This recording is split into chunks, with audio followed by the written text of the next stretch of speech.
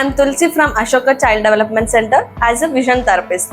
So ఇవాళ నేను మీకు చెప్పబోయే టాపిక్ నిస్తాల్మస్ గురించి. యాక్చువల్గా మనం కొంతమందిలో చూసినట్టయితే వాళ్ళ కన్ను ఏదైతే ఉంటుందో ఐస్ ఏవైతే ఉంటాయో కంటిన్యూస్గా మూమెంట్ వస్తూనే ఉంటుంది. లైక్ ఇప్పుడు నాది చూస్తుంటే మీరు స్టేబుల్గా ఉంది, కొంతమందికి అయితే అలా ఉండదు అనమాట. దాన్ని మనం నిస్తాల్మస్ అంటాం. అది ఎందుకు అవుతుంది, ఏంటి, దానికి ట్రీట్మెంట్ ఏంటి అనేది ఇప్పుడు నేను మీకు చెప్తాను. నిస్తాల్మస్ అంటే ఏంటంటే ఇన్వాల్వ్మెంటరీ మూమెంట్స్ ఆఫ్ ఐ. ఇది మనకి రెండు రకాలుగా ఉంటుంది, ఒకటి కంజనైటల్, ఇంకోటి అక్వైర్డ్. కంజనైటల్ నిస్తాల్మస్ అంటే మనకి పుట్టుకతో వస్తుంది అనమాట.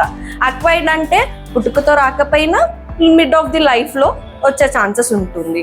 అది పుట్టుకతో వచ్చేదానికి రీజన్స్ డెవలప్మెంట్ డిలే వల్ల వస్తుంది. అక్వైర్డ్ వచ్చేసి ఇంజురీస్ ఆర్ఎల్స్ ట్రోమాస్ వల్ల, స్ట్రోక్స్ వల్ల వస్తుంది అనమాట.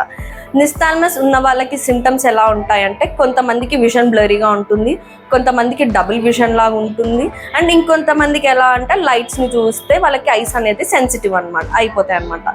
ఇది వీటి వల్ల లక్షణాలు వస్తుంది. అండ్ దీన్ని మనం ఎలా క్యూర్ చేయొచ్చు అంటే ఒకటి సర్జరికల్గా ఉంటుంది, ఇంకోటి నాన్ సర్జరికల్గా ఉంటుంది. నాన్ సర్జరికల్లో వచ్చేసి మెయిన్గా మనకి విజన్ థెరపీ అనేది చాలా హెల్ప్ అవుతుంది అన్నమాట.